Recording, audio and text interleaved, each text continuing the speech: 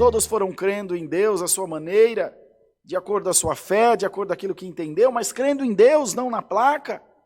Meu Deus, assim é a graça de Deus. É só nós lembrarmos dessa live, que tinha 20 pessoas assistindo, hoje já passou de 5 milhões de visualizações.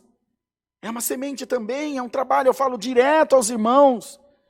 Falei aos irmãos de Votorantim, de Sorocaba, que vão começar as lives dele. Irmão, não ache que vai ter 1000 pessoas assistindo você no dia seguinte. São meses de insistência. A pessoa assiste, você está lá. Ela não assiste, você está lá. Ela assiste, você está lá. Ela não assiste, você está lá. Ela passa 10 dias sem assistir, 10 dias você está lá. Fazendo a mesma coisa. Insistindo, regando a tua semente. Olha como é abrangente essa palavra. Regue a tua semente.